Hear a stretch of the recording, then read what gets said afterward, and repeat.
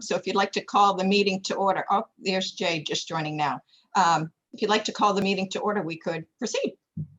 Sure. So good morning, everyone. I'd like to call the University of Maine System Investment Committee to order this morning. We have an agenda starting with, actually, before we start the agenda, you have to take attendance, right, Ellen? Yes, I do. All right, so I'll pass that over to you. Thank you. As part of our criteria for Zoom meetings, we do have to take roll call attendance as well as roll call for all votes. There are no action items on the agenda today. So for the attendance, Sven Bartholomew. Yes. And I don't believe Jim Donnelly is with us, nor Jim Irwin. Mark Gardner. You're on mute, Mark. Yes, here. Great. I don't believe Trevor Eustace is with us. Kelly Martin. Present. And Betsy Tim. Yes. We do have a quorum, Chair Martin, so you are ready to proceed. Excellent. Well, good morning, everyone. Welcome to another Zoom meeting, our new normal. Actually, it's not new anymore. This is it's going to be weird to go back in person, I think. So Zoom is the thing. Our first item today is just going over and reviewing our work plan for the year. So it's the FY 2021 Investment Committee work plan, and just wanted to briefly touch on the work plan is basically highlights what we do for our 4 meetings during the year. Basically routine agenda items that we've come to know in the meetings, like the updates on the market portfolios and manager performances. We also have things that we address: the asset allocation changes, updates to the investment guides, investment manager changes, and approval of the endowment spending rate for the next fiscal year. So that's highlighted in that investment committee work plan. The last item on the work plan, the request for quote, request for proposal, is one I'd like to highlight with a recap of where we're at as far as that on the agenda. During the education call we had in December, we had talked about various types of investing consulting options that are available to support us in our fiduciary responsibilities. You may recall our discussion focused around portfolios that NEPC advises us on, which would be the management investment pool, the operating fund, and the defined benefit pension fund. We talked about options like an outsourced chief investment officer model, the OCIO model, and our current traditional consulting services model. Participants at that meeting desired to get a better understanding of the OCIO model, and as well as other options. So basically what ended up happening is we decided to go for a request for qualifications process to allow us to seek firms to explore options. And we then decided to formally solicit the services we would further define in the scope for a request for proposal to invite the top firms to respond. I'd also like to note while we're on the investment committee work plan that Cap Trust's contract is expiring at the end of the year, 2021. So Tracy will explore including their services as part of the RFQ if appropriate. We'll continue our discussions in the coming year and report back to you on the progress. So are there any questions in regards to tab 1, the investment committee work plan at this time? Trustee Martin, I don't have a question. I just wanted to raise to everyone's attention that Jim Irwin has joined our meeting.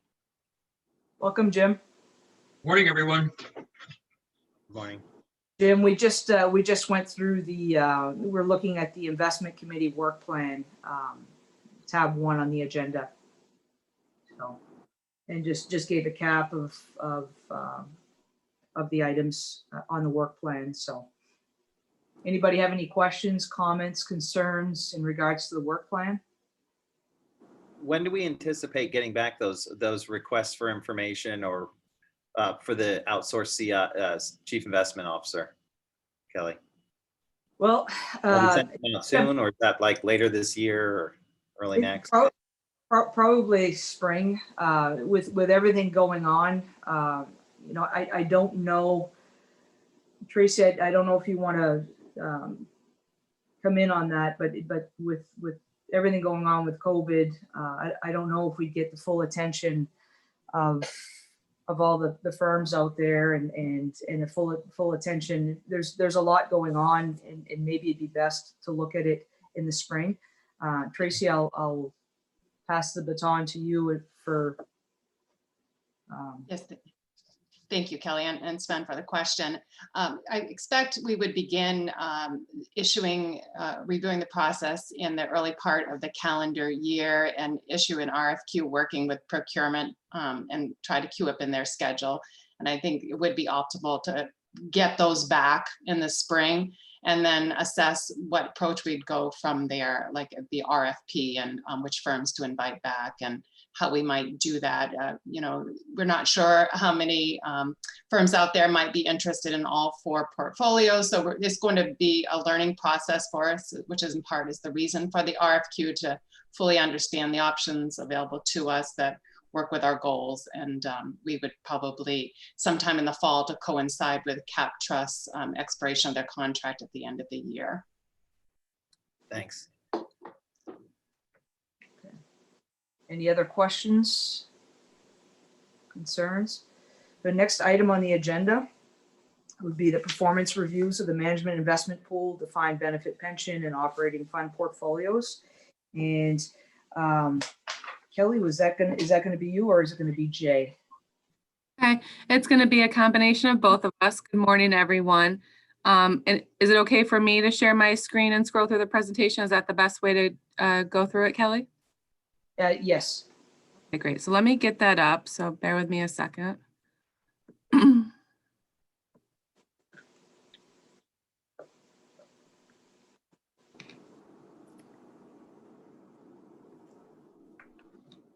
Okay.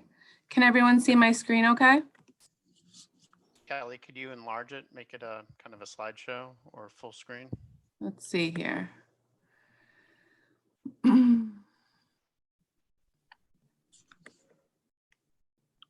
Perfect. A little bit better, Jay? Looks perfect to me. Is everybody satisfied? I see Tracy nodding her head, so that's good news, right? Yep, it's perfect. Okay, Okay. great. So Jay is going to start with the markets, but before he does, both Jay and I are really excited to be here with you today. We do have some good news on performance results for all 3 portfolios, which we're excited to share with you. From our perspective, we think the portfolio's asset allocation structure is really in good shape, and the plans are performing as we would expect during these first 2 quarters of 2020, given the type of market we have been in. So we'll walk you through that as well. So just to turn it over to Jay to start with the markets, I will start on this page, Jay, and then if you want to direct me to other pages, that'd be great. That sounds great. Thank you very much, Kelly. As Kelly mentioned, it's a pleasure to be here this morning with much better news. I mean, obviously, all the committee members and staff that are on the Zoom call this morning understand what's occurred with the market, so I'm not necessarily going to belabor all the numbers. I'm not going to read you how great the numbers are that we're presenting, but I really want to kind of bring to light some observations that we have that might bring some context really behind these numbers, and also some things that are a little peculiar, when you look at the markets. So if you do look at page 11, this just gives you a highlight of how the markets performed over the quarter. And it's no surprise to say, regardless of what asset class you invested in, chances are you did really well. In the upper right, you have the equity markets, all double-digit in nature, indicating a great rebound since the first quarter. If you go down to the fixed income box, which is in the bottom left, highlighted in dark blue, it shows that you had returns from the low single digits to the low double digits. And all those numbers are fantastic, and it all depends upon how much differentiated risk that you took in the markets. And then in the bottom right, you have real assets, that did well. Generally, you don't have exposure to those real assets. What you're really concerned about is that upper right and the bottom left. If we get more granular, if you turn to page 12, and again, these numbers are really small, and I'm only going to focus on a couple of them because again, everybody reads the front page of the newspaper. But if you look at the first column, that represents the returns in the second quarter of the year. Black is good and red is bad. A lot of black on that page, and you see substantial returns regardless if you invested in those equities, which is really in the top half of the page, and generally fixed income is in the bottom half of the page. What's really interesting about those great quarterly returns is generally they weren't strong enough to erase the red that occurred in the first quarter. And you kind of see that in the equity space, again, the top half of the page where equity returns are still negative. That said, in the year-to-date column, which is the second column in the fixed income buckets, you see a lot of black numbers, which is great. Most of those black numbers year to date represent more, I hate to say the word conservative in bonds because different factors really quantify the risk in the bond market.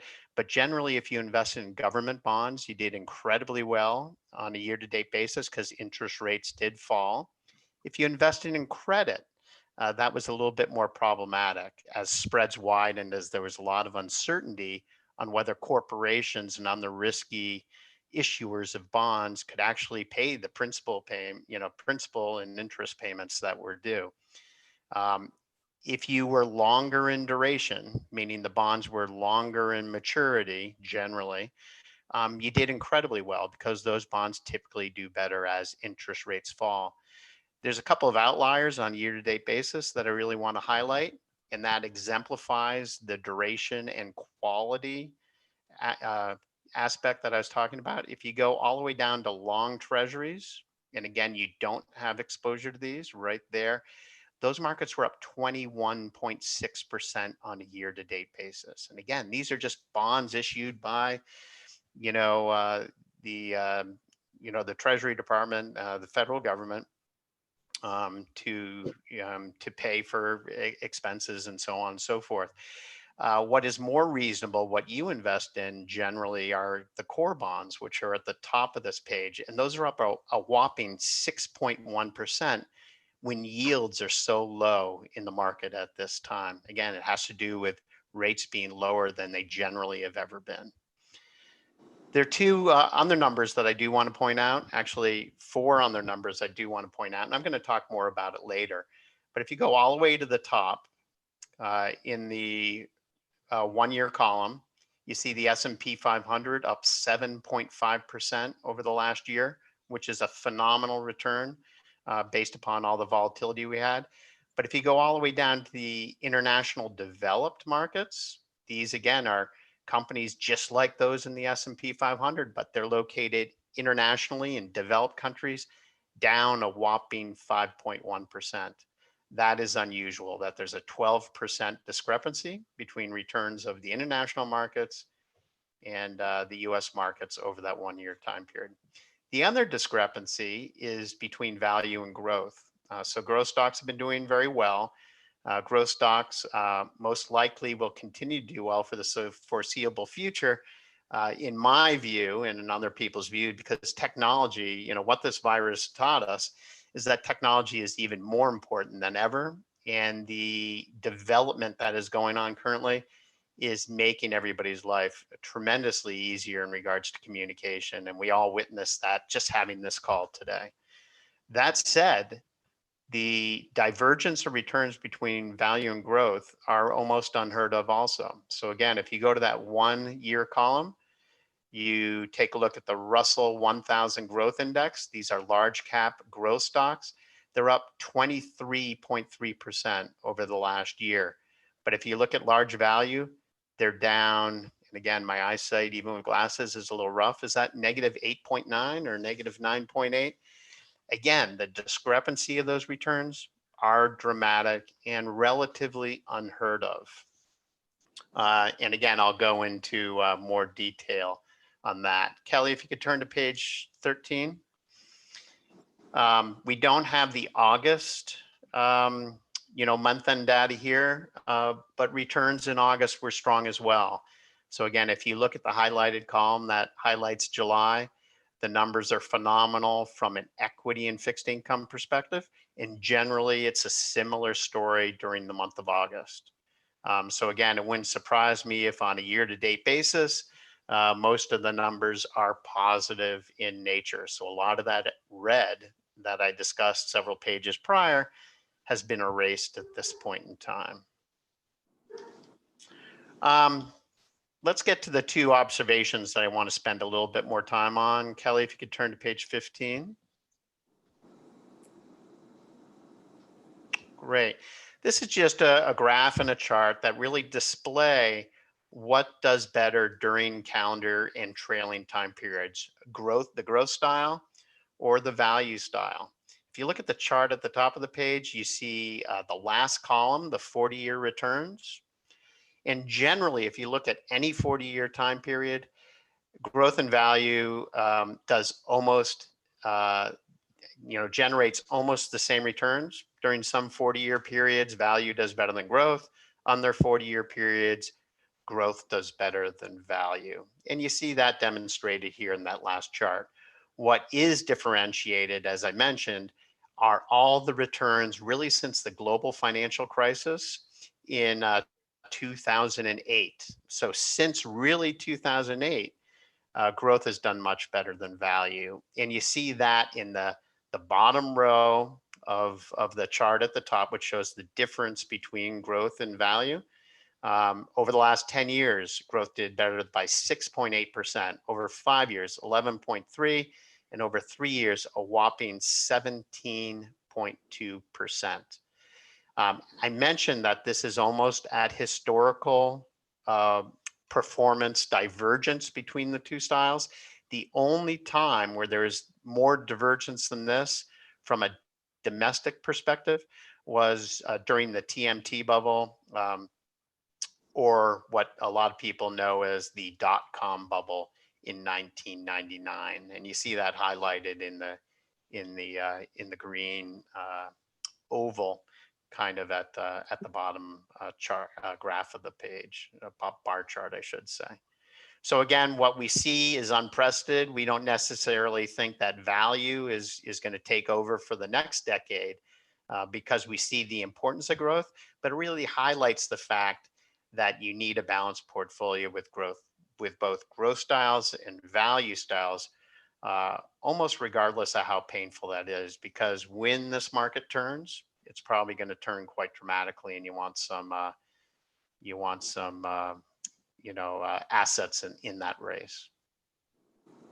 Kelly, if you could turn to page 16. This highlights what is really driving that divergence between growth and value.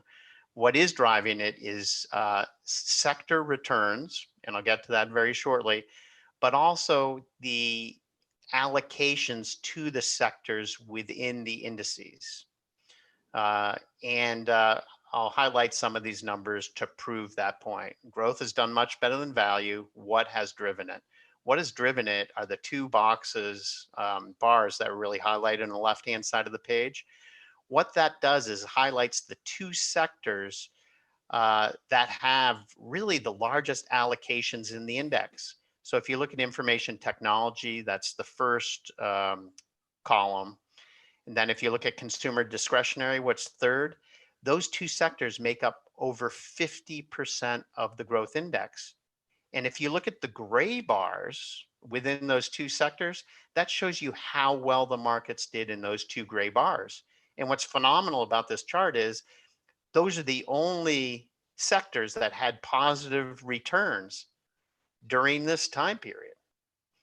So investment information technology was up about 15 to 18%, while consumer discretionary was up 10 to 12%.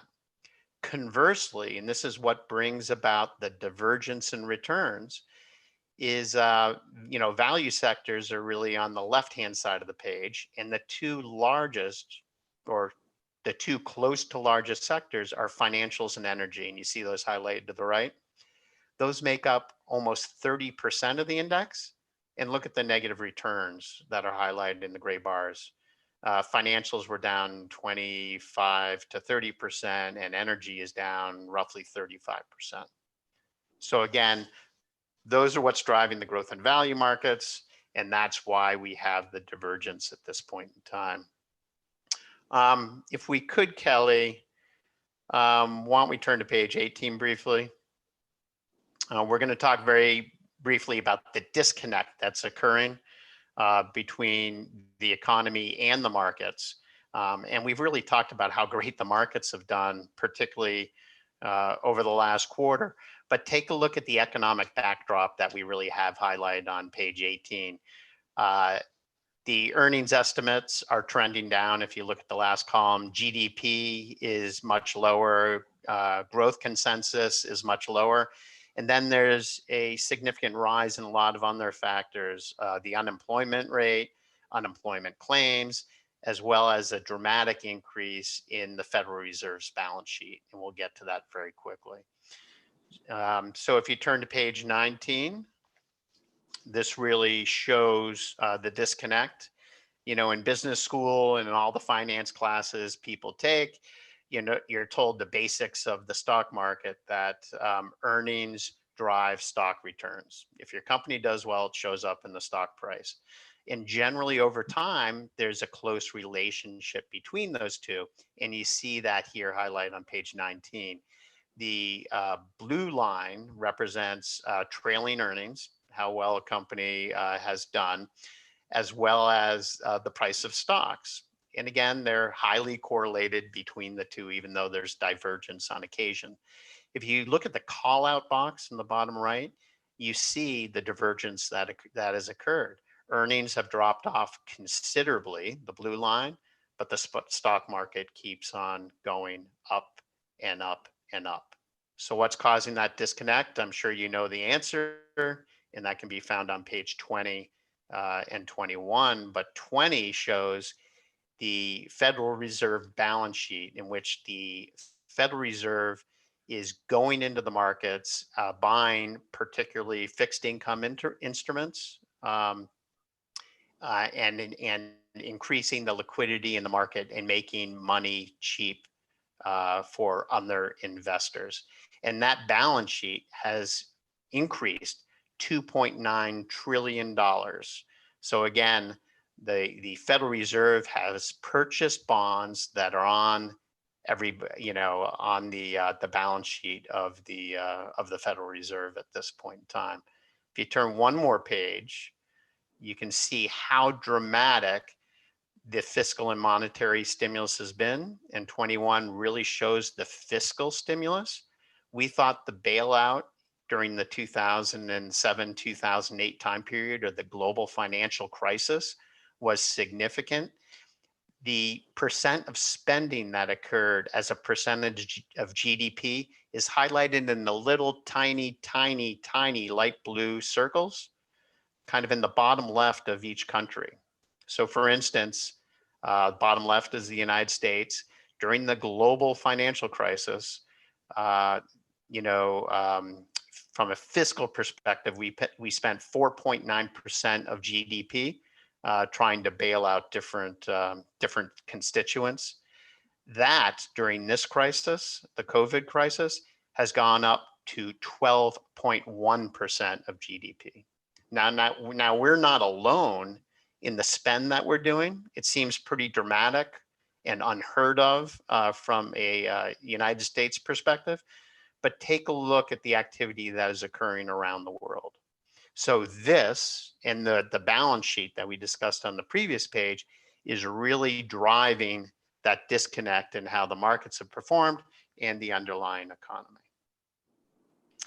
Let's turn one more page, Kelly. I know I've taken way too long. I've bitten into your time, but let's turn to page 22. You know, these key market themes, we've talked about them every quarter, and we talked about the same market themes last quarter. But the reality is the economic environment is linked to the virus trajectory. But what is putting a Band-Aid on that from a market perspective is that permanent intervention. It's the monetary and fiscal stimulus that's occurring here in the United States and around the world, and they're putting a Band-Aid on problems. The problem that I see in the upcoming decades is at some point the bill has to be paid. And how is that going to affect everybody sitting around this table, as well as your children and potential grandchildren? I'm going to pause. I've done a lot of talking. If there's any questions, I'm happy to answer them. If not, Kelly can take over. I'd love your thoughts or narrative around, basically the Fed has backstopped the economy really since '08. And the question is the value play still even with the Fed acting like a put basically on the stock market? Is the value play even a viable play these days if it hasn't been for 10 or 15 years? I know there's a 4-year outlook, but I'm just curious on your thoughts. Yeah, so Sven, you know, you hit the nail on the head. You know, I think if I was a betting man, and again, crystal balls are very uncertain, the difficulty with forecasting, you know, styles of the market, sectors of the market, as well as trying to guess what the Fed is going to do, as well as the federal government, it would seem to me that we're still going to have a growth market going forward. Because it would seem to me that markets are going to be strong going out for quite a period of time, as long as that backstop is there. The reality is there's a lot of movement that could occur, or volatility in the future. We have an election coming up, which, depending upon how you feel about things, could dramatically affect the future, you know, from an economic standpoint. So even though we think growth is probably has quite a bit more play into it for a period of time, we do want to balance it out, because when things reverse, they're going to reverse quickly, and the committee is not going to have enough time to react to that.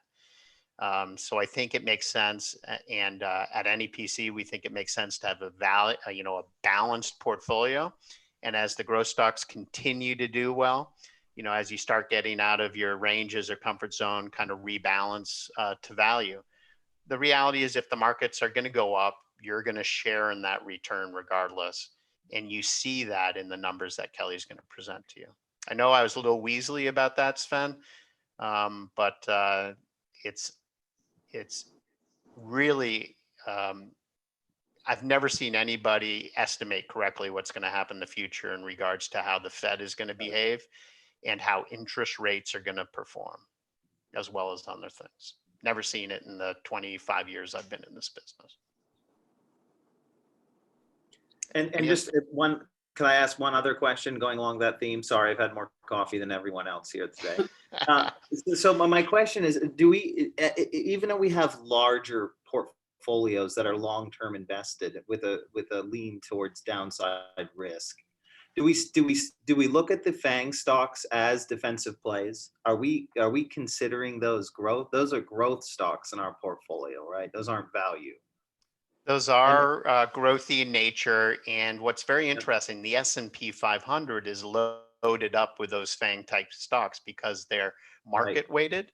So the stocks that do well, those technology stocks, every quarter are becoming a larger part of the indices. And you index a lot of your underlying strategies. So you're getting a lot of that technology exposure just by being invested in some of these indices, as well as some of the managers you have. And Kelly will go over that in more detail. Thanks. Okay, you're welcome. Kelly, I guess the show is yours. Okay, Can I ask a follow-up question though? Yep. Absolutely. I'm curious because we moved a lot of the funds to passive management a number of years ago because there just wasn't a lot of compensation for the active manager. And I'm just, we weren't being compensated for the active management fees. So I'm wondering, do we look at our portfolio? Are there opportunities there because of these sort of dislocations that you're talking about? Kelly, do you want to take that or? Sure. So I'll start with the pension fund and say that you did have S&P 500 exposure there and small cap equity index exposure there, both index funds. And we recently went to Walter Scott, which is active. So you did move mostly active in the pension fund. In the managed investment pool, really the only passive exposure you have in equities is with the S&P 500. And historically with those large cap equity stocks, it has been pointing that, passive over time has done better. It is hard for active managers in the large cap space to consistently add value. So that is one area that at this point in time, we would still recommend doing passive, low cost. And as Jay mentioned, it is capturing some of that growth area. And then within the operating fund, the only global or the only equity dedicated piece you have is with Vanguard, which is passive in nature, and it covers US equities, international and emerging. And just given the operating fund more conservative posture, that was one of the areas that we thought passive would make sense for the operating fund specifically. So I do Thank you, think Kelly. over time it has moved a little bit more active than it was in a few years prior. I appreciate it. Thanks. Any other questions from the committee? Okay, hearing none, I will turn to the operating fund to start in terms of performance through the second quarter. You can see here on the executive summary, we have assets of about 271 million allocated to our three investment pools: liquidity pool, which is cash; income pool, which is mostly fixed income; and total return pool, which is a blend of equities and fixed income. And when we look at the asset allocation, we are in line with targets. And during the second quarter, we did work to move some assets around to be more in line with targets given the fiscal year end and get the asset allocation back on track. As money flows in and out, the asset allocation does deviate on a monthly basis. So we took care of that in the second quarter. You can see up here the returns. The returns were quite strong for the operating fund during the quarter, up 5.3%. Again, this is essentially a cash pool, about 30% of assets in cash, which is today earning basically nothing. And we complement that with some conservative investments to try to have a yield over cash. And so over the quarter, we had a 5.3% return. If we look at all the underlying benchmarks that the investment managers invest to, and if we passively manage this operating fund, the return would have been 4% during the quarter. So that shows that during the quarter, managers as a whole did well and added 130 basis points of value. You can see over the year-to-date time period, your fiscal year, the 1 year time period, managers continue to do well, adding 20 to 30 basis points. And then over the long term, the two numbers essentially match each other and have done well. I will say that over the 10-year time period, if we look at this composite number of 2.8 and we compare it to what a cash investment or even what the state pool investment would have achieved during that 10-year time period, this composite added to 2% of value over cash. And when you think about that in number terms, that's essentially adding $5 million of value annually to the operating fund, and over a 10-year period that equates to about $50 million of value added by investing in assets outside of cash for the operating fund. We do have a couple manager updates, and I'll cover those at the very end of the presentation. And today there are no recommendations for the operating fund. If I turn to performance, and I know these numbers are a little small here, I'm going to focus on the 1 year column here because that is your fiscal year to date. And the first thing I want to say is when you look down the column and you look at these numbers in the rank column, that shows how each of the investment managers rank versus their universe of peers. So for example, IRNM is a short-term bond manager. And when we look at them versus a peer universe of other short-term bond managers, they rank 11. 1 is the best, 100 is the worst. So this is a top decile short-term bond manager that's employed in your portfolio. And when you go down the column, you can see that the majority of managers are really at median or better. So from a fiscal year to date perspective, you have a good group of managers in here that are doing well versus other options that you could have hired in their respective universes. For the 1-year time period, you can see managers such as IRNM, BlackRock, and your core bond manager, which is essentially passive, really outperforming their benchmarks, doing a really good job in those credit asset classes that Jay had mentioned earlier, such as emerging market debt, high yield in BlackRock's case, and then income research and management and traditional corporate credit, adding value there. The one manager here is Loomis Sales Bank Loans, which has underperformed over the 1-year time period, a little bit less over the quarter. This is a very conservative bank loan manager. And while they've underperformed the index, you can see that they're right in the middle of the pack on a fiscal year to date period and even a year to date period in terms of other bank loan managers. Again, trying to be very mindful of taking risk in this portfolio as bank loans is a volatile asset class and it has more credit risk to it. Down in the return seeking space over the 1-year time period, up 2.5%, really driven by, we think about the 1-year time period that's really incorporating the first quarter of 2020. So a lot of these managers such as Lighthouse and Newton were really downside protecting managers. And you can see the positive returns that they achieved during this 1-year time period. Whereas managers such as PIMCO invest in a mixture of equities, emerging market equities, which have struggled, emerging market debt, things of that nature. So a little bit of negative performance from them on a 1-year time period. And then you have your Vanguard Global Equity Fund. Again, looking at the rankings, all better or at median essentially. When you look at some of the quarter returns, just to bring it forward, you can see some of these conservative managers such as Lighthouse and Newton underperforming their benchmarks. Again, these are managers that we would not expect to keep up during a second quarter market rally, but they did post some nice absolute returns.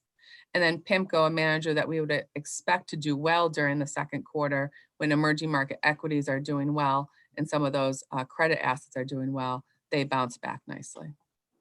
So when we look at this, we think it paints a pretty nice picture over the short term and the fiscal year to date period where your managers in aggregate are all doing well, adding value over passive benchmarks.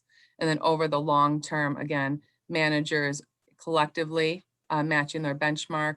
And when you look at the 2.8 versus the 0.8 for the state pool, some very nice value of this portfolio over cash. I will stop there and see if there's any questions on the operating fund.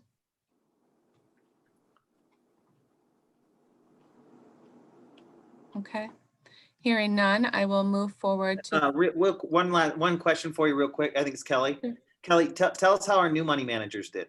Are they doing in line with expectations? So in this operating fund portfolio, they Uh-huh. there are no new managers. Okay. In the pension fund, you do have Walter Scott, and they are performing in line with expectations. I'll touch on them in a moment. Thank you. And in the managed investment pool, you have a new manager, J.O. Hambro, and again, you won't see returns for them, but they are doing as expected, and they do have a slight growth bias, which has been performing well. So with the pension fund, we have our assets around 24.5 million. This is almost $1 million increase since the last time we spoke. We had a net cash flow out of around 1 million for your benefit payments, and then a positive investment gain of almost 2 million. So investment gains were able to outpace benefit payments during this quarter, which is nice to see, as benefit payments are about on an annual basis, about 14% of assets going out. In terms of plan performance, here is the composite, and that is your pension fund, this top line. You can see for the quarter, the return was about 7.9%. Year to date, a positive return of 50 basis points. and your fiscal year-to-date return or your one-year return is 5.4. For the year-to-date and the fiscal year-to-date, if you compare the composite versus the allocation index, you can see that there's some nice value add from the managers in this portfolio. Again, these managers in the pension fund do have more of a conservative bias. Some have a value bias to them, but collectively, conservative bias during 2020 on that first quarter really held up. And so you can see some positive performance there. On the flip side, Kelly, can you yes. just spend one sentence or two just explaining why it's makes sense to be conservative due to the asset value and the terminal nature of this plan? Sure, sure. So in the pension fund, as I mentioned, about 14% of assets are going out annually for benefit payments. And right now we're at the peak of that. And over time, that will, the amount of benefit payments, the dollar value will decline over time because this is a closed pension plan and there's no new employees going into the pension plan. And so really, when we looked at this 5 years or so ago, and we're really looking back to the 2008 crisis, it was very important that if we did have another downturn, given the size of assets in terms of the total portfolio of around 25 million and how much was flowing out the door, that we really needed to protect that base.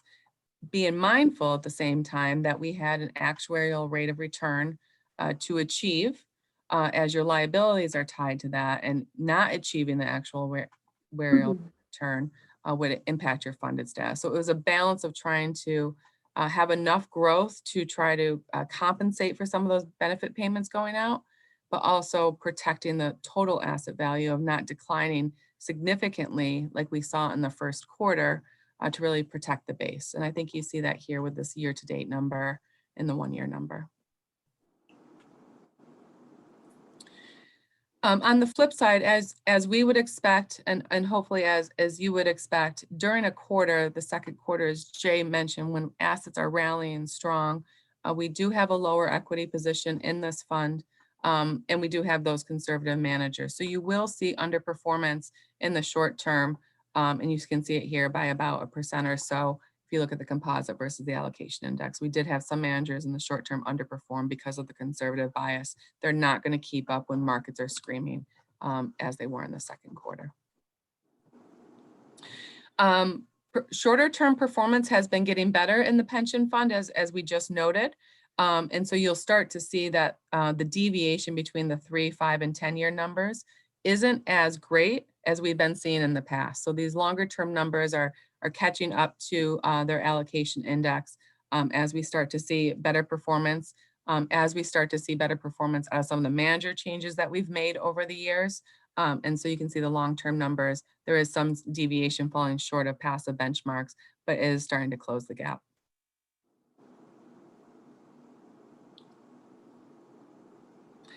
This chart here shows you the dark green here is the market value. So again, we started back in 2017 around 30 million, and you can see how it has declined to around the 25 million or so.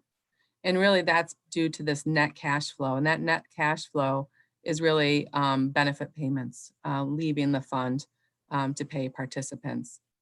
And so over the quarter to date, as I mentioned, we had our investment gains outpace those benefit payments. But on a year to date, 1 year, and even a 3-year basis, it has been hard to keep up with the amount of benefit payments in terms of investment gains. And there's a number of reasons why there. But certainly the second quarter was nice to see that we had some strong investment gains to outpace benefit payments.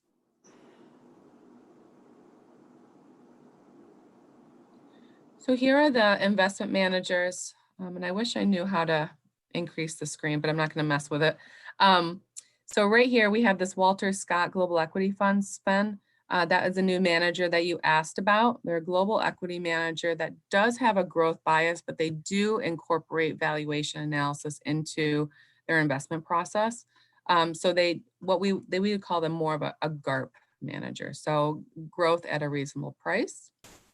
And they have historically protected well on the downside based on their historical numbers.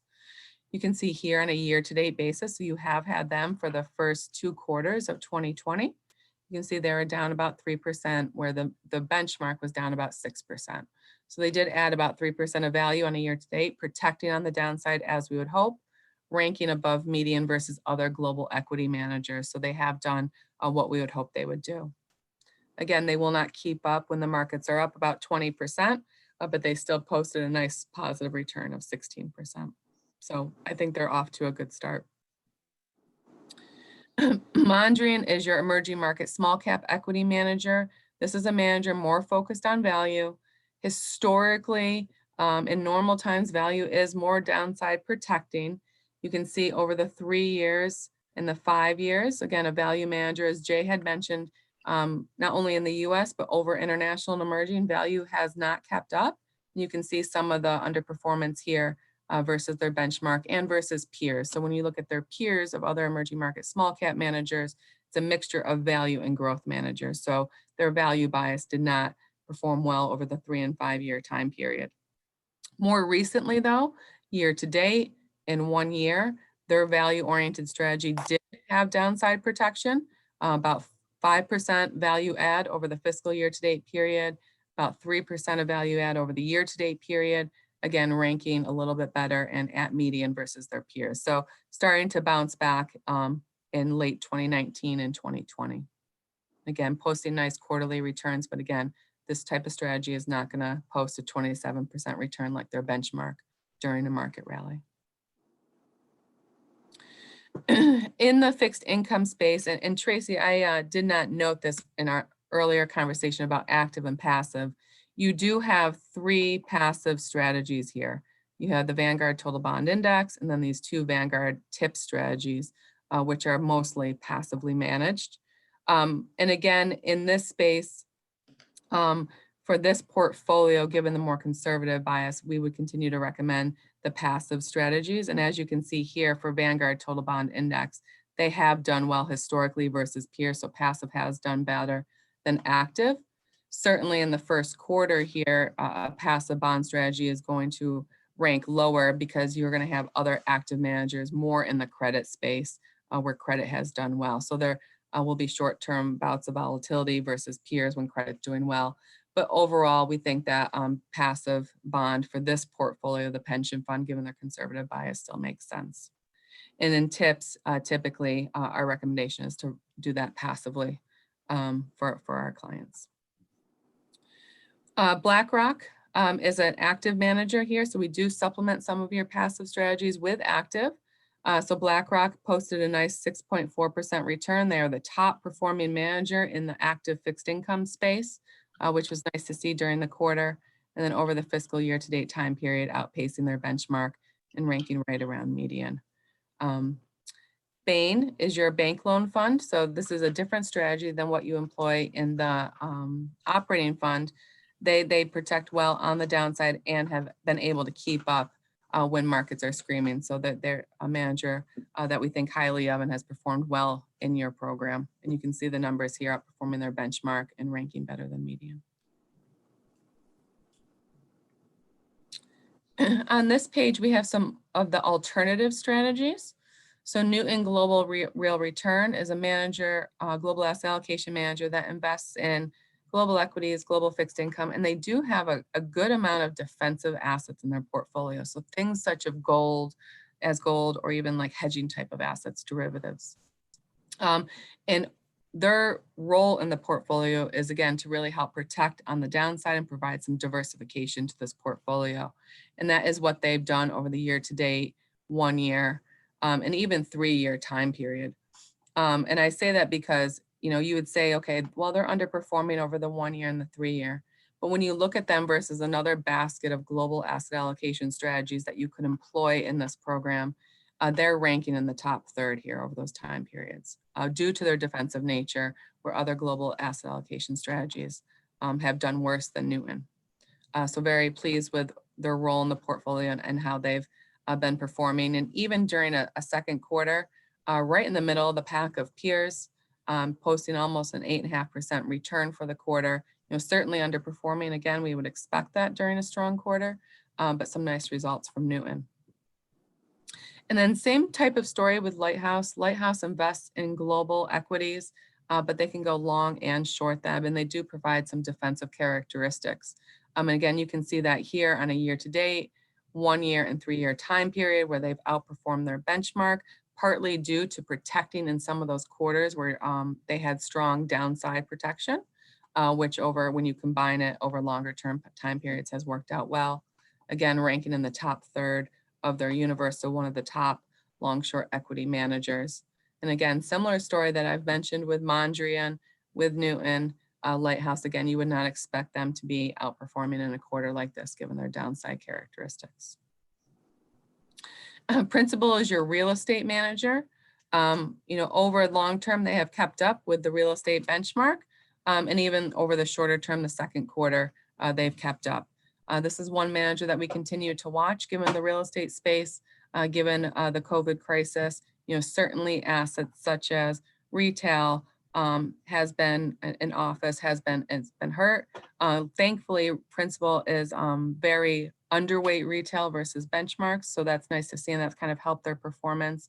In terms of occupancy rates and things of that nature, Principal is still holding up well from that perspective. But it is one area, given the type of market environment we're in, that we continue to closely watch. I'll stop there and see if there's any questions on the pension fund.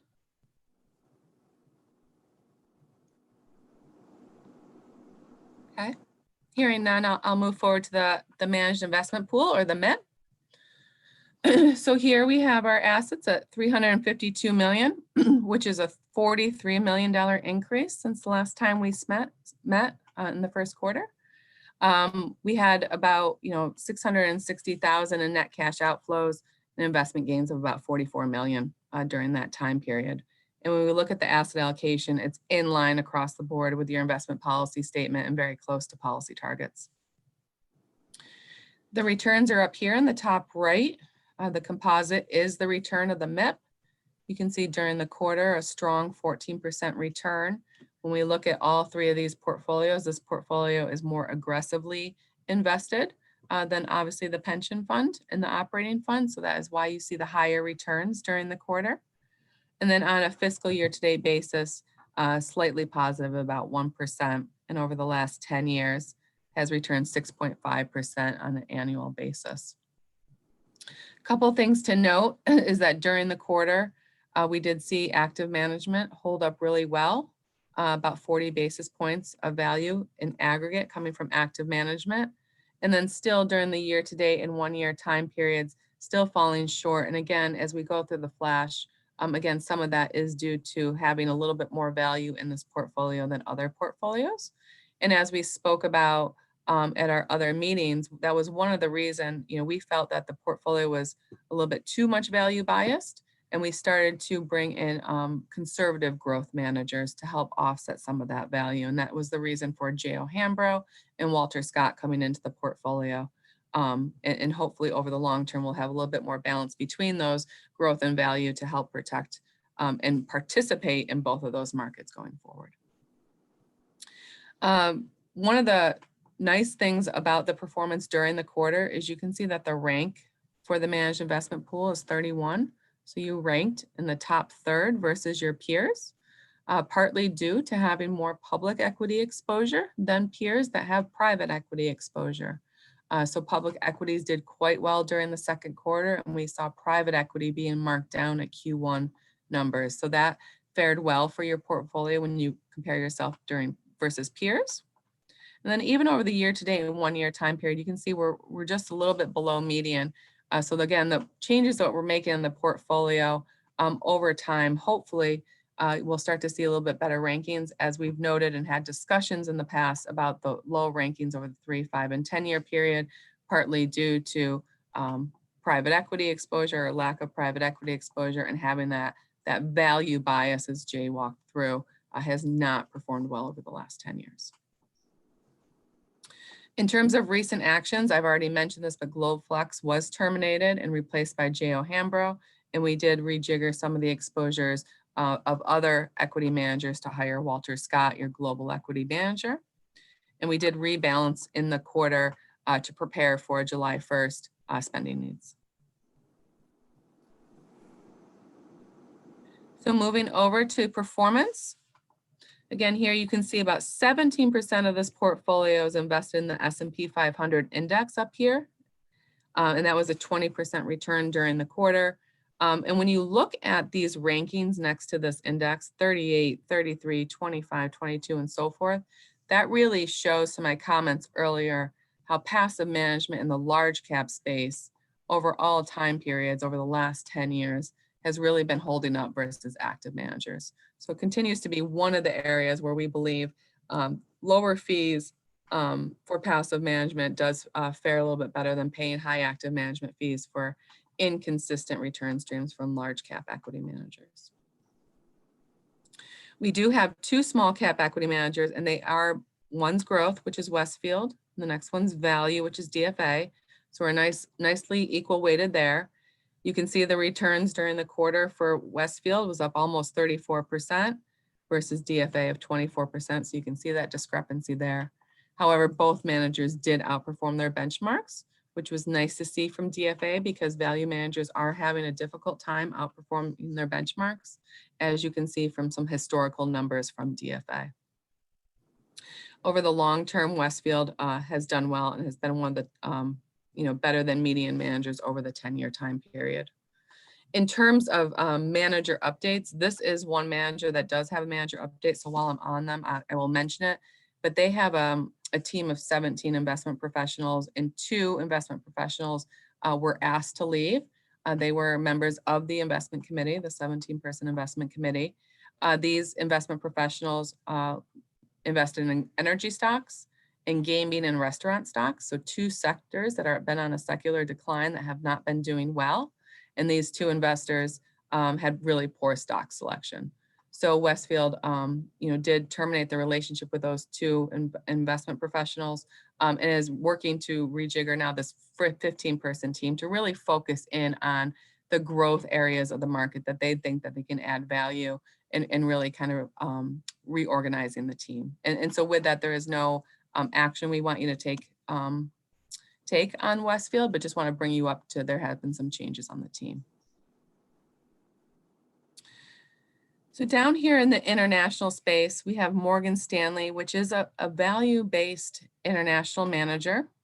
Their index here is the MSCI EAFE. So they were up 18% versus a benchmark of about 15%.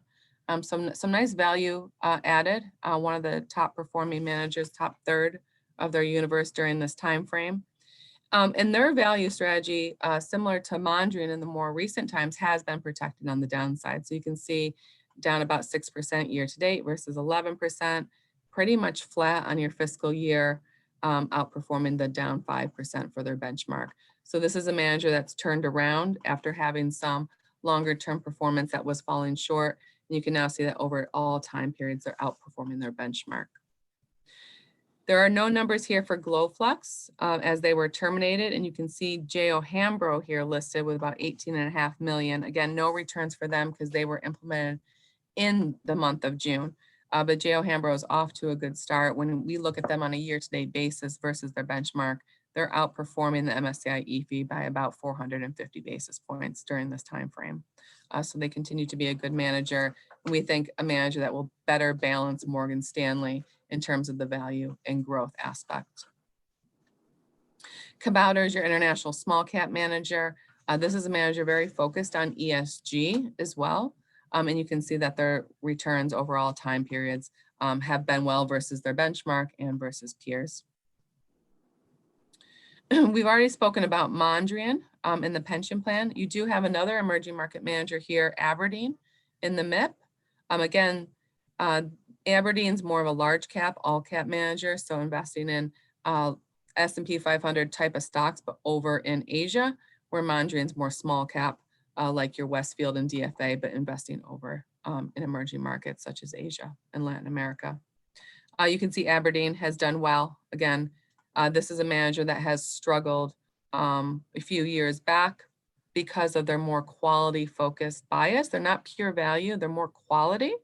And you can see over all time periods now, they've held up well versus peers. You can see the nice rankings for Aberdeen, the strong quarterly report performance for Aberdeen, and some of the downside protection in the year-to-date time period as they protected well in the first quarter of 2020.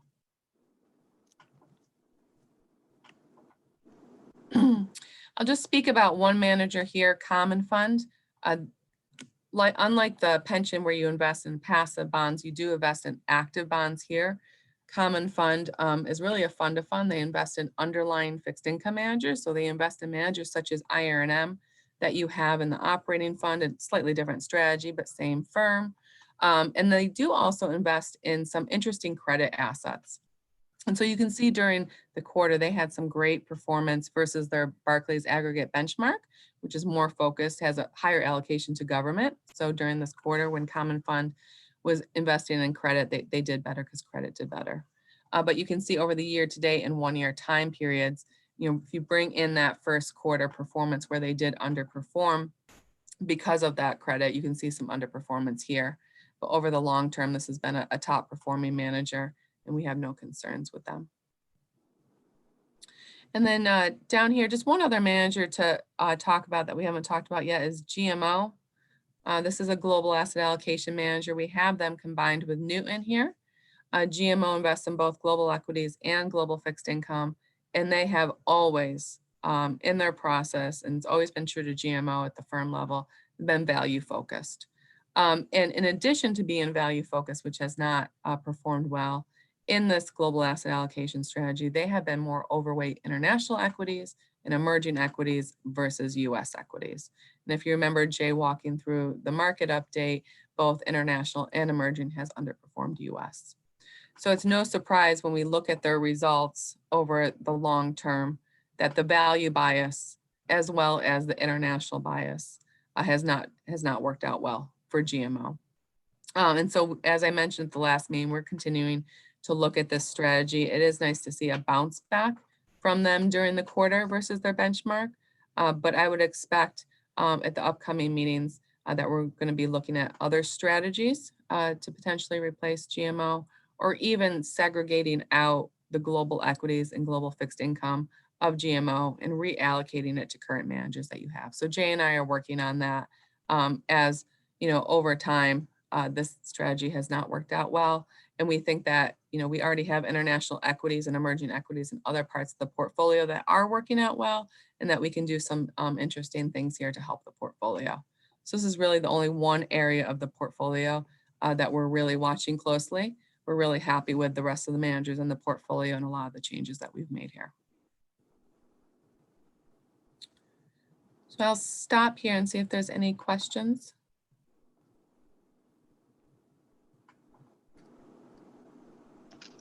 Thank you for the update. It was very thorough. Thank you. Thank you. I'm 3 minutes over, so I apologize, eating into Cap Trust time. Kelly, was that last comment related to looking at strategies going forward, limited to the GMO? Or was that Newton also? No, just GMO. GMO, okay, thank you. Okay. Well, if there's no other questions for NAPC, I'll stop sharing my screen and turn it back over to you, Kelly. Okay, thank you. I had a full conversation there and I realized I was on mute. Sorry about that. Thanks, Jay, for your market commentary, and Kelly, thanks for the summary of our performance in the 3 portfolios. We appreciate your presentations at every meeting. Thank you very much. Thank you. It was good to see you all. We are going to drop off now. Nice to Great. see you as well. Thank you. Have a great long weekend. You too. And next we move on to tab 3, and I'm going to transfer the mic or the Zoom video to Mike Pratico and Barry Schmidt to go over our defined contribution plan. I see Barry, you're on the phone. Is Mike on? Yep. Hopefully you can see me. I can see you, Kelly, with the video. And can you hear me? I can hear you. Yeah, I don't. Oh, now I see you. So I see both of you. Welcome. Great. Thanks. So you're gonna. I'd like to share my screen, Kelly, if I can. I hit the share screen button, and for some reason it's not allowing me to. I'm not sure if there's something that has to be done on your end.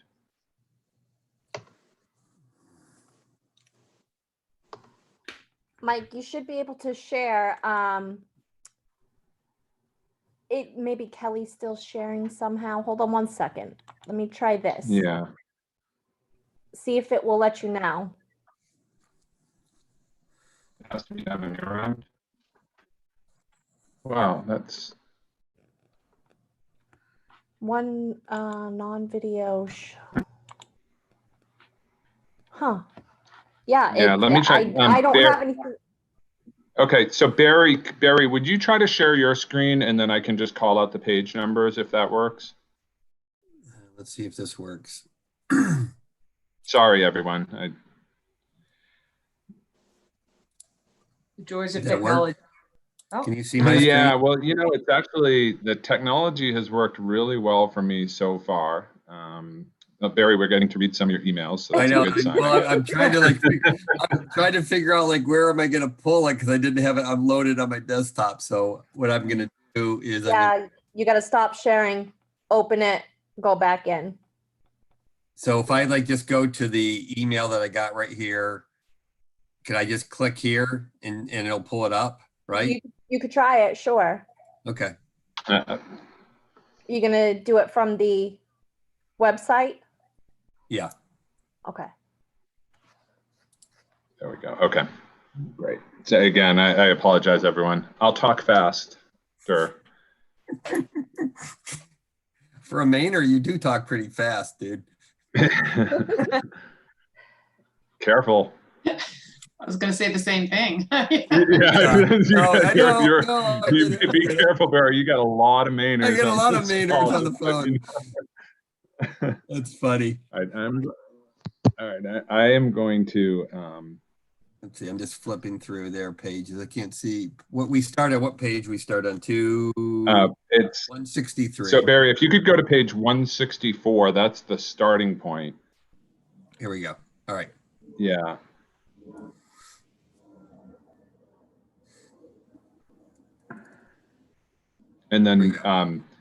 And then Barry, what I'd like to do is maybe start, if you could just go right to page 168. I think that's probably a good starting point for us.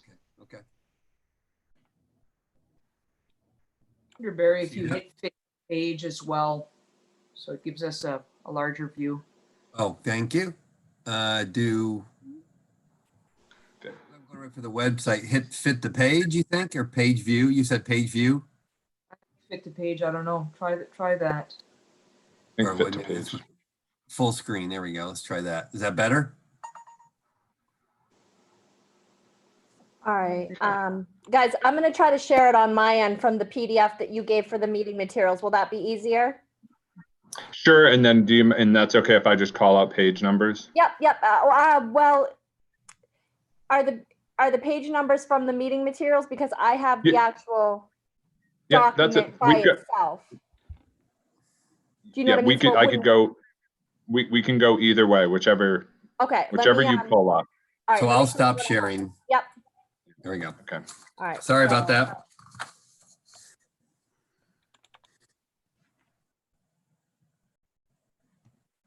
Okay, so this is just our document. That's your So if you document. could go to, so if you could go to page 5, once you get that in full screen mode, if you want. Okay, that's great. That's as big And as- then do you want to go to full screen? If you go view full screen mode, I think they'll be able to see that better. Down, yeah, full screen mode. Full screen mode is down to the left on the bottom, where it says full screen mode. right there. Yep, right there. Yep, that should do it. Okay, we're ready. Thanks for your patience, Technology, everyone. we're awesome. Thanks for doing this. So the way that Barry and I have this divided up is I'm going to go through some industry updates, topical spotlights, just a few things that all do impact the UMaine system plan specifically. We're going to shift to market commentary. I know that you folks just had a really big dose of market commentary, so I'm going to do an abbreviated market commentary, but really just focus on the aspects of the market that impact the UMaine system plan specifically. Then turn it over to Barry. Barry's going to talk about the plan, the UMaine system plan specifically, and some of the funds. And then we'll wrap it up with just a brief fiduciary training update. So we should, we'll certainly will be able to get through all of this before 11 o'clock. But I did want to start and just give a brief update about the CARES Act. If you recall, at the last quarterly meeting, we really spent a fair amount of time talking about the CARES Act specifically.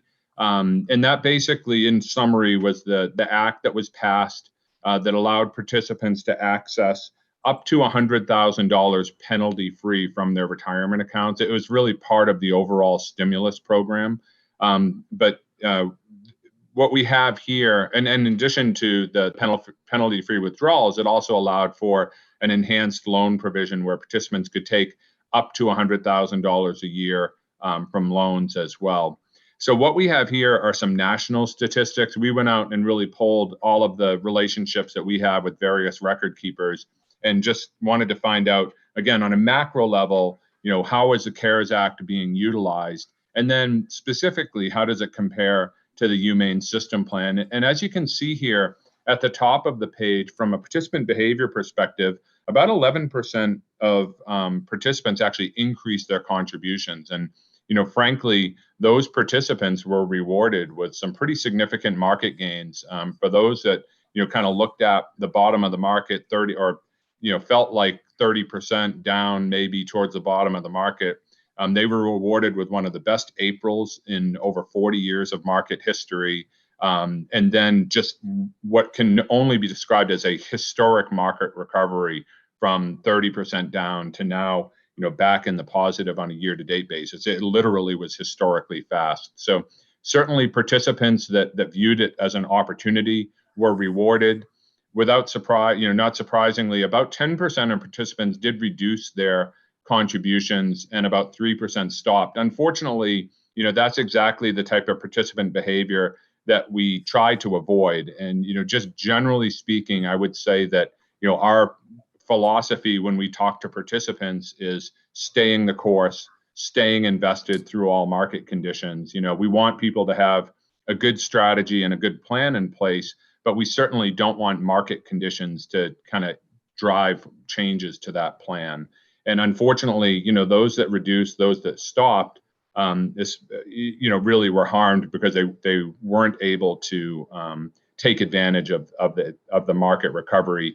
Worst case scenario would be people who actually just got out of the market. And you certainly do see people that panic, that get out of the market completely when it's down, really locking into those losses. And then those same people typically get back in after the market has recovered. So again, just an interesting participant behavior. From a distribution perspective, again, on a national basis, about 2.3% of participants actually took one of the CARES Act distributions. Now, I should point out, these statistics are through June 30th. So we don't know, for July, August, and now the early part of September, but about 2% and about $17,000 was the average distribution that was taken. And again, that's penalty free, but not tax free. And that's one of the fears I have, is that people are taking these distributions and they're not setting aside ultimately what will be the taxable or the taxes due.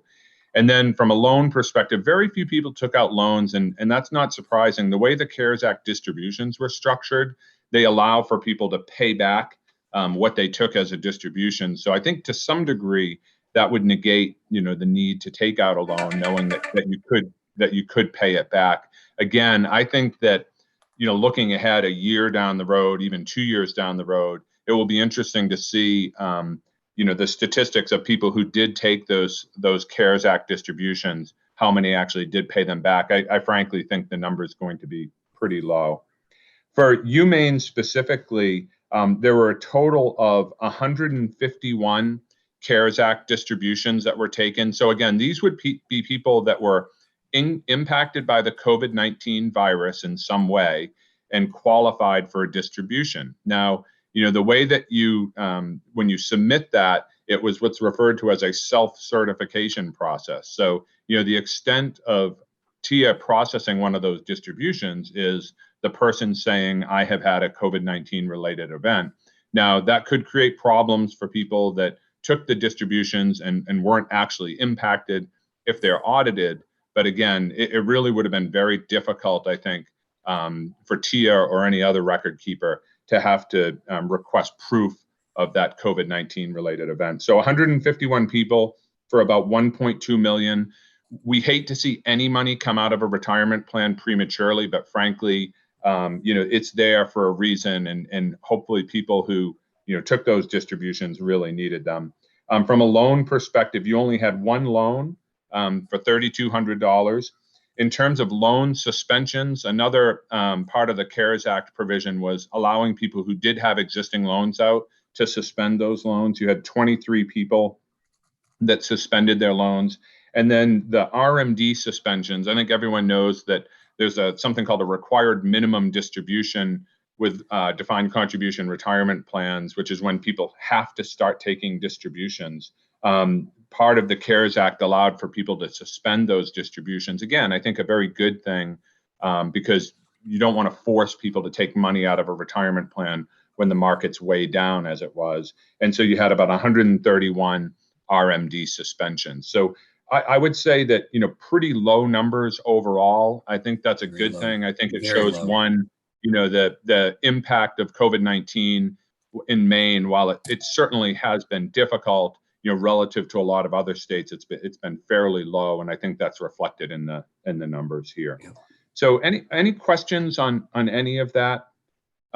Just another interesting statistic, just related to the UMaine system plan, is since the COVID-19 virus, about 3% of your participants have increased their contributions. So slightly lower than national numbers, but still nice to see some people increasing. And the call volume at TIA has really been, for the most part, flat. So there certainly was a spike in March and early April, but that has come back down and really flattened off quite a bit. So, any questions on any of this before I jump ahead? Okay, great, thanks. So if you could jump ahead to the next page in the presentation. Thank you. Yeah, so I'm not going to spend a lot of time on this, but it is something that I think is very interesting, and we can certainly spend more time offline, outside of this meeting if you'd like to. But ESG investing, I know, having sat through a number of these committee meetings now for several years, has been a topic that has consistently come up, not just related to the defined contribution plan, but your other asset pools as well. The DOL has come out with a proposed rule specifically addressing ESG, which is socially responsible or environmental, social, and governance investing.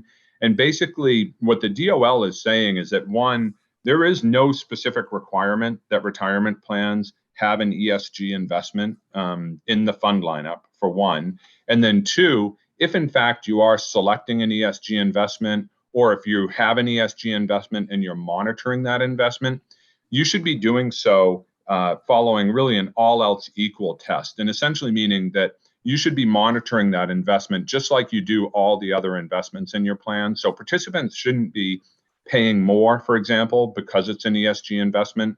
They shouldn't be suffering returns because it's an ESG investment. And I think that, this is something that the DOL felt the need to step in, because so many retirement committees were being pressured to add ESG investments. And the DOL, to their credit, is really stepping in and saying, no, this is not a requirement. And ultimately, the role of fiduciaries is to make sure that you're looking out, in our case, for the plan participants. And ESG investing is really just another investment option. So I bring this up for two reasons. One is that, obviously, I know it's of interest to a lot of committee members, but two, you do have an ESG investment in your plan. You have the TIA Social Choice Fund. And I do want to point out that historically, we have always monitored our ESG investments that are included in our retirement plans using that all else equal test. And what I mean by that is, if the ESG investment falls into the large cap blend category, we're really monitoring that investment against all large cap blend funds, not just ESG specific funds. And I think that that's a really important point. So again, there's certainly nothing wrong with having an ESG investment in your plan. We believe you have one of literally the best ESG investments on the market in your plan. but the way that we've been monitoring and scoring that investment will not change as a result of this rule. And I think that that's something that's really important, because it does apply to your plan specifically. So again, any questions on this, on ESG investments? Okay, thanks. So I'm going to ask you if you could just kind of go ahead a few pages. The next few pages are other topical spotlights. And this one here, I'm sorry, the one that you just passed is one that I wanted to spend just a couple quick minutes on. The e-disclosure rules I won't read through. That's on the left-hand side of the page. This is something I know the UMaine system is always right on top of any administrative changes like the e-disclosure rules. The right side of the page, though, I think is something that's worth pointing out. We have seen just a massive amount of lawsuits under ERISA, specifically in higher education. And one of the themes that we're going to talk about today here and when we get to fiduciary training is we understand that the UMaine system plan as a public plan is not subject to ERISA, but we do follow ERISA standards as a best practice. We think that that's important. And so we also think it's important to periodically just show you some of the lawsuits that we're seeing filed under ERISA. So unfortunately, we typically have a lot to choose from every quarter. But the one that we decided to focus on this quarter involved a cyber fraud case where a participant had $400,000 drained from their account. That participant turned around, sued the plan, and the participant was also a fiduciary to the plan, which I thought made it a very interesting case. So one of the things is we're going to follow this closely as it makes its way through the court system. But what we really wanted to focus on here is at the bottom of the page, and that is that cybersecurity is really everyone's responsibility. And when I say everyone's, I mean, the participant is a big part of that process. And it's important that participants have strong passwords, that they're utilizing all of the tools available, like two-factor authentication. In addition to that, we want to make sure that plan participants are monitoring their accounts periodically. And I know that that's a difficult thing, especially in the age of e-disclosure and e-delivery, because I think what happens is now a lot of people get their statements electronically and don't look at them. And the reality is, I think there's some benefits to that approach so that you don't panic during periods of market disruption. But realistically, it is important to periodically monitor, what's in your plan.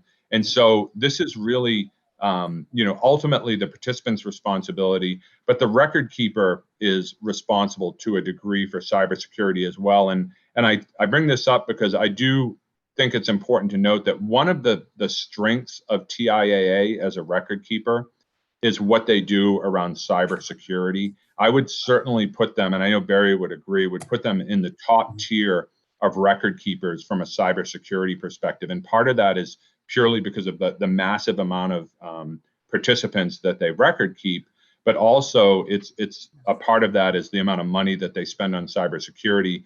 We've gone down, we've taken the tour of the TIAA cybersecurity spot down in Charlotte, North Carolina. Members of the UMaine system team has been down there for that as well. In addition to that, TIAA does have a participant guarantee written into their contract. And obviously there's some legal language around that, but the bottom line is that if a participant is the victim of cyber fraud, then their accounts will be made whole, assuming that that none of the contract caveats apply. So again, I did want to bring this up. I just think it's a good a good point to focus on in this age of cybersecurity and cyber fraud, because certainly we're going to see more cases, not less, on a go-forward basis. Questions on this before I briefly turn to market commentary? Okay, thanks. So if you could go ahead, and again, I'll ask you to stop. I can't see the page numbers. You can skip through this. We're actually going to circle back to fiduciary training at the end of the presentation. You can move through the cap trust updates, and if you could pause right here on this page.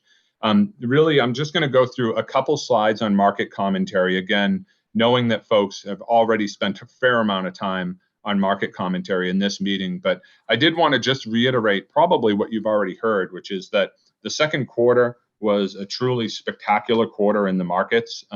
As you can see, last time we got together, we were talking about U.S. stocks being down 3%, thanks to you can see a 20.5% gain over the course of this quarter. I should say put U.S. stocks down 3% on a year-to-date basis. At the close of the second quarter, we were talking about 20+% negatives, and at one point during the first quarter, we were talking about 30+% downs in U.S. stocks. International equities, again, you can see we're up 15% for the quarter, taking them down 11% on a year-to-date basis. If you look at your plan today, S&P 500, which represents that U.S. stocks, up over 10% year-to-date. Your core international fund, the Euro Pacific Growth, up over 7.25% year-to-date. Your bond funds continue to do extremely well in both absolute terms and relative terms. So we really have seen just a remarkable recovery, again, fueled not exclusively, but largely by historic levels of fiscal and monetary stimulus. And so the next page is where I wanted to just focus a little bit more on some of the things that impact your plan at UMaine specifically. And I know that this is a theme that you've already heard today, and it's frankly a theme that's going to continue through this meeting, and I think is going to continue as we make our way through 2020 as well. And that is that, first of all, the recovery has been very bifurcated. And as you can see, growth stocks have largely outperformed value stocks, frankly, as they have now for several years. But even during this period of dramatic market disruption, growth stocks have really just dramatically outperformed value stocks. And you can see here in the middle bottom of this page, large cap growth up 10%. You compare that to large cap value down 16%.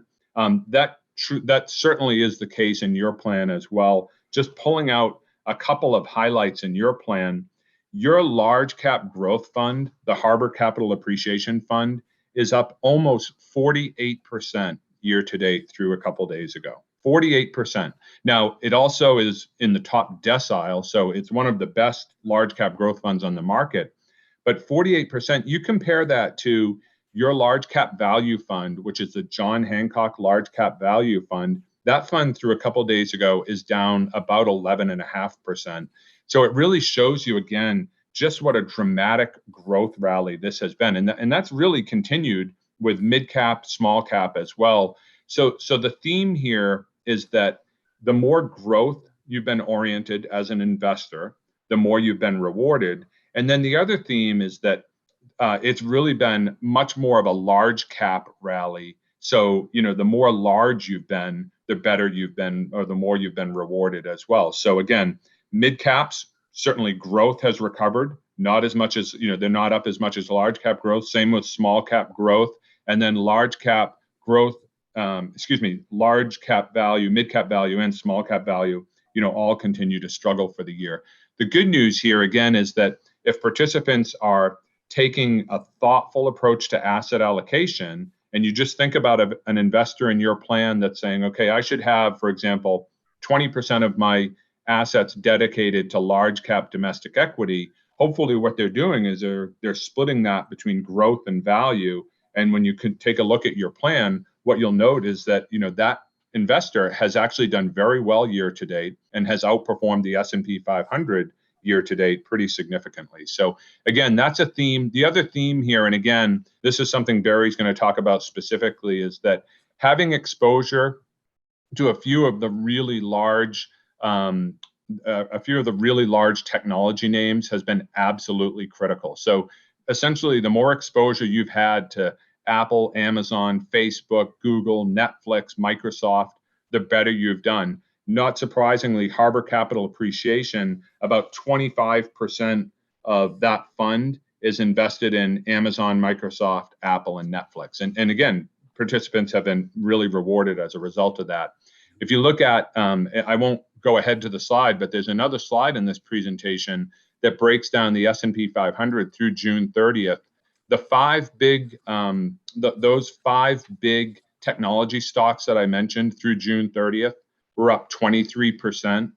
The other 495 stocks that make up the S&P 500 were actually down about 9% for that period. So again, the takeaway here, and it's going to carry over to your plan, which is why I wanted to spend a bit more time talking about it, is that we certainly have seen a significant rally. We've seen what can only be described as a historic recovery in the markets, but it has been bifurcated, and the more growth-leaning stocks and the more growth-leaning managers have been rewarded. The more value-leaning stocks and managers have had some lagging performance, and that's something that at some point we do expect a rotation back to value. But right now, that's kind of the reality of the market. And I'll pause there and see if there are any questions on anything topical spotlight related, kind of macro level market related, and then I'll turn it over to Barry to talk specifically about the UMaine plan, if not. Okay, great. So Barry, I think it's all yours. Great. If you could turn to page 23 in our deck.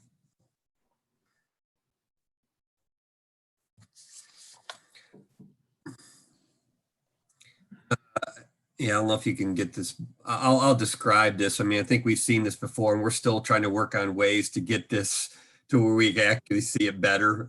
So we'll see if we can do some pie charts or something going forward. But I wanted to stop on this page, and this is just really a reminder, since these are all been directed plans, these are all the various UMaine plans on the top line, and then all the assets in the respective funds that we offer to system faculty and staff.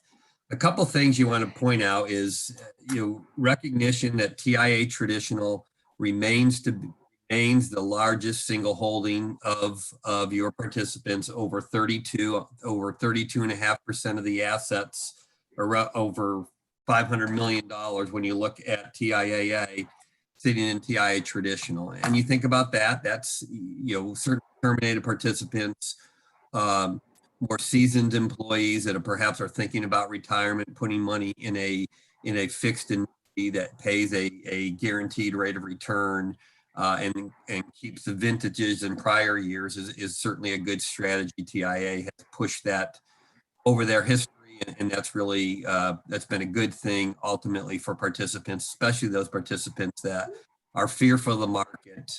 They get a guaranteed rate. The second largest holding is Crest Stock. As you recall, TIA for the longest time basically allocated between TIA Traditional, Crest Stock, and a little bit of TIA Real Estate. Over time, that's benefited participants when you look at overall performance for a long period of time.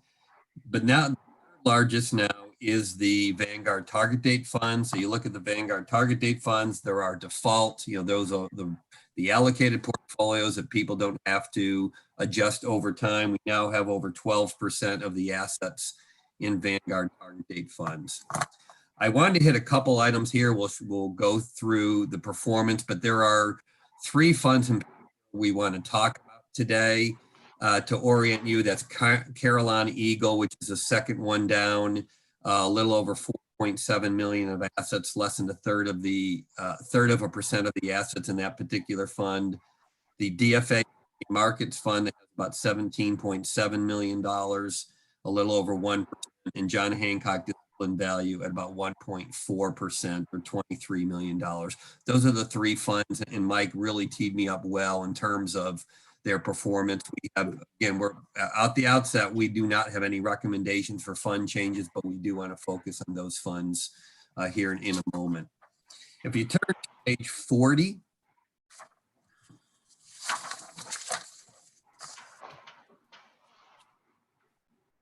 and as you know, we tend to focus on the problem children. We focus on the funds that are not meeting expectation in any number of areas, but it's worth noting that you have, just on this page alone, you have 4 funds that are scoring a perfect 100. In order to score a 100 in our scoring, that means they're in the top quartile of performance and other metrics that we look at on a 3 to 5 year basis. They have a solid management team.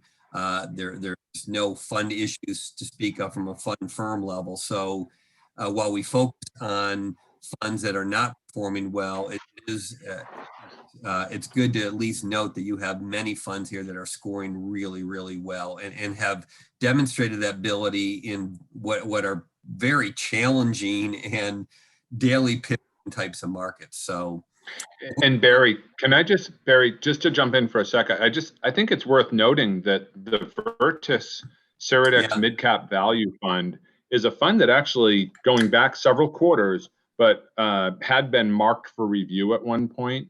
And I point that out for two reasons. One is I think it is important that we show a degree of patience with managers that we believe are good quality managers, but also that the vast majority of the time, funds that are marked for review on our scoring system do come back and are in good standing. And in this particular case, you can see, scoring a perfect 100 now, but the vast majority of the time, funds that are marked for review do ultimately make their way back into good standing if we believe that they're quality managers with a quality approach. So thanks, Barry.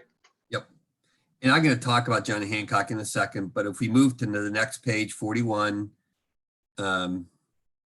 same situation, two other funds that are scoring a perfect 100. I'll talk about Carillon in a second. I'll talk about DFA in a second as well. So if we move to page 42, Vanguard target date funds, you think about the decision we made a number of years ago to offer the Vanguard target date funds as the default. These funds are passively managed, but it's an active allocation. And I think everybody understands that while the components of the Vanguard target date funds are passively managed funds, they're making decisions on how much should be invested in U.S. equities, international bond, domestic bond, emerging markets, et cetera. And Vanguard has just demonstrated an ability to do really well in markets. And so evidenced by the fact that they're scoring a 97. The other fund on here, CREF Money Market, we talked about this last committee meeting.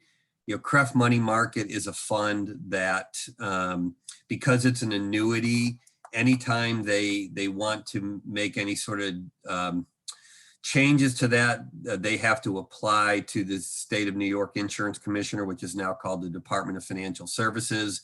And because the Fed has brought interest rates down and kept interest rates low, the yields on money market funds precipitously have gone down to single basis points in terms of yield. And so TIAA, rightly so, applied for a fee waiver. The fee is about 23 basis points in CREF Money Market to offset kind of the low interest rate environment. And so they got that fee waiver. The problem we have with that is it sunsets December 31st. So for participants that are sitting in CREF Money Market, continue with the assumption that yields will remain low, which we believe they will remain low through the end of the year and going forward for a period of time, there is a high degree of likelihood that participants sitting in the CREF Money Market Fund will now start seeing a negative rate of return, which is not necessarily a good thing, considering that the reason you go to a money market fund is capital preservation. And when you have fees that will now be reinstituted January 1st, we do see an opportunity for participants to see negative interest rates. We've advised other clients, as we meet perhaps next quarter, perhaps providing a sample letter to send out to participants, just educating them that this could in fact take place. TIA did this in May, but we think sending out in May versus sending it out in November, December, when it's a January 1 kind of effective day is probably more appropriate, because most people that got materials in May about an event taking place in January probably ignored it. So that's something we probably would put on the agenda for next committee meeting, just to make sure that you all are comfortable sending out some sort of communication again to educate people on this event. Barry, as a follow-up to that conversation to come, I would just ask to review, and maybe I think we've already had a conversation around this, is because many of us who invest in the retirement funds, rely on an asset allocator through Morningstar. And I'm curious if they will change their allocation recommendations, given the negative expected performance for this area. Yes, I think that's a good follow-up question, Tracy. We do need to ask some more data. Our understanding is they still believe CREF money market is still an appropriate investment. So I do think maybe we'll be able to tweak that communication a little bit as a result of that, but we'll follow up on that one. Thank you. And then just rounding out the next page, page 43, are the index funds. And remember, this is kind of a pass fail. As long as the index is tracking, it has a low tracking error, meaning it's replicating the index, and has a low fee, it's going to pass our scoring metric. And these four clearly, Vanguard is known for that. And the last two funds are CREF stock and TIA real estate. We've talked about these two funds on page 44. Over probably every committee meeting. TIA real estate invests in commercial real estate. It's a very, very unique investment out there, and it's a good diversifier in periods of volatility. CREF stock is a multi-asset, multi-cap global fund, includes US as well as international and emerging markets fund, and again, those continue to perform where in line with kind of expectations based on the way they're investing. I'm going to focus. Question just about the negative money market fund. One, do we have an obligation to participants to tell them in 30 or 45-day notice? Do we have to disclose that in some time frame? Or is that just an index thing and it just occurs? It's just going to occur. So we don't have to do anything. We just think it would be good practice to do something. And then are we looking at alternatives to that? Sorry, I know we've moved on, but this is negative returns is never a good story. And so have we looked at alternative money market resources or vehicles or mechanisms to? Yes, that's a great question. We do offer the Vanguard Federal Money Market Fund. So it's another money market fund, and mutual funds have the ability by prospectus to waive their fee. So as most money market funds, Vanguard is no exception. I think their fee is 11 basis points. They've been waiving a part of that fee already, and they can continue to do it without any sort of sunset that TIA has, because that's an annuity. So yeah, I think in our communication, you have to be careful what you say as far as comparing funds, but perhaps at least saying that you do have a money market alternative in the form of the Vanguard Federal Money Market Fund. So participants at least are aware of that. Yeah, I think that's an important story for participants. We totally agree with that. So what I want to do is I'm going to focus on really the three funds that we had mentioned, and there's materials in here that talk about some of the funds. I was just going to provide more narrative on the three particular funds in question. The first, just to orient you, is the John Hancock Disciplined Value Fund. It's scoring a 78 in our scoring metric. This is a large cap value manager, and it is a bottom up traditional value manager. And I was hearing kind of NEPC talking about some of the challenges on the value side. Mike talked about that in our market commentary. This fund is no exception to that rule. The fund, it has an overweight position in financials. And you look at kind of where the market is today, their particular strategy hasn't panned out. Those managers that are really kind of deep value, traditional bottom up value managers versus those value managers that might be more relative value, where they might make reasons to invest in Apple or Amazon or things of that nature. Those relative value managers did a lot better than the pure value managers in this particular market. We have no concerns about John Hancock. Again, we have about $23 million in that particular fund today, and it's just a function of the current market and this growth versus value dichotomy that's kind of pervasive currently. The second fund is a Carillon Eagle small cap growth fund. This particular fund had some issues in probably the third quarter of 2019.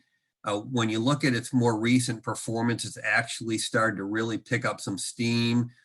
We have about about a little less than $5 million in this particular fund. Based on looking at performance through yesterday, if their performance continues, they will be in good standing by the time we meet for the September 30th. So we don't have any particular concerns on that fund. The last fund we have is the fund that's scoring a red currently, which is the DFA Emerging Markets Fund. This particular fund it's an emerging markets fund. It's very well diversified. I think it has over 5,000 holdings.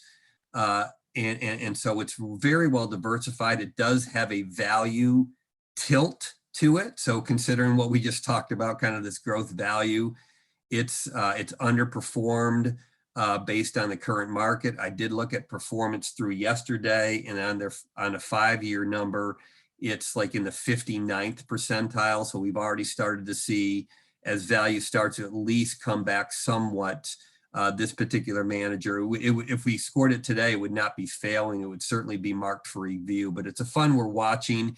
It did have originally some restrictions in terms of country allocations. China in particular dominates kind of the emerging market sector. And so this fund recently eliminated certain restrictions in terms of what it could go into any particular country, because China has such a significant presence in the emerging markets fund. So we have a little less than $18 million in this particular fund. Again, we're looking at this fund closely, but we've also seen some signs of life. And as this kind of value versus growth dichotomy shrinks in their strategy over time, we think will come back and reward participants. So we're not suggesting or recommending any action for that particular fund at this time. And those were really our prepared comments. Again, we focus on the problem children, but just to put it in context, these 3 funds represent less than 3% of the assets of the UMaine defined contribution plan. So it's a pretty small allocation in terms of the overall portfolio, but a little over 1.6 billion in total assets across all the plans. Okay. Great, thanks, Barry. So are there any questions on anything that Barry and I covered so far? We just have one more agenda item, but are there any questions from anyone? If we could maybe go back to, if the presentation is still available, if we could go back to page 9. It's not essential, but if that's possible, it would be great. But the next agenda item, and actually I should ask Kelly, is it okay to just jump right into the fiduciary training? Oh, definitely. Okay, thank you. So, one of the things that I talked about earlier is that the vast majority of retirement plans are governed by ERISA, and ERISA basically it's the Employee Retirement Income Security Act of 1974, and essentially what ERISA does is it governs the oversight of retirement plans. We have at CapTrust about 1,800 retirement plans that we advise on, and the vast majority of those plans are governed by ERISA. ERISA, we think, sets out some really good standards for how retirement plans should be viewed, how they should be looked at. And one of the things that we said when we first got involved with the University of Maine System Plan is, while we understand that the plan is not subject to ERISA, we do think it makes sense to follow ERISA as a best practice. And so if you look at everything that we do on a quarterly basis, and really even in between the quarterly meetings, we really follow ERISA as a best practice. And we just think that that's a good, prudent act as fiduciaries to the plan. One of the things that has started to get a lot more attention is that the Department of Labor has brought the concept of fiduciary training up as an audit item checklist. And we're seeing it get more and more attention and kind of move its way up the audit checklist, if you will. And so we actually have a fairly, what we consider to be a good and fairly comprehensive fiduciary training program. And we recommend that all fiduciaries go through this on a periodic basis. We think best practice is really once every 18 to 24 months. It's a good process to go through. It's a good thing to document ultimately, when it comes to ERISA standards. It's not about, do you have the best performing funds or do you have the lowest cost funds? It's about, do you have a good, prudent process in place do you follow that process and do you document that process? And we believe, and the DOL now is certainly believes that fiduciary training is part of that process. So what we've done is we actually sent out in advance of this meeting what's called a Brain Shark presentation. And it's a link that you can click on as members of this committee. And it's about a 25-minute, I think 25 to 30-minute presentation. And it really provides just a high-level overview of what it means to be a planned fiduciary and what your responsibilities are as a planned fiduciary. So I paused on page 9 because I think this is just a really good summary of what it means to be a planned fiduciary under ERISA, and that's on the right-hand side of this page. But essentially what the training does is it goes into each one of those duties: prudence, loyalty, the duty to diversify, monitor, ensure reasonable fees, and avoid prohibitive transactions. The training really goes into each of those in more detail. So the request is that we would like committee members to go through that training. The nice thing is you can do it on your own time because it is a Brain Shark link. And what happens is that once someone goes through that training, you do have to register for the training. Once you go through it, we actually get an electronic stamp that says that you've gone through it. And again, I just think that while it's unlikely to be an audit issue for your plan, I think it's just a good prudent practice for people to go through. So we encourage people to go through that training. And I would, again, be happy to answer questions on the training specifically at this point, but also we can circle back and we can certainly address this next quarter as well if people prefer. Questions on that particular topic, I guess? I've just got, I've got a comment.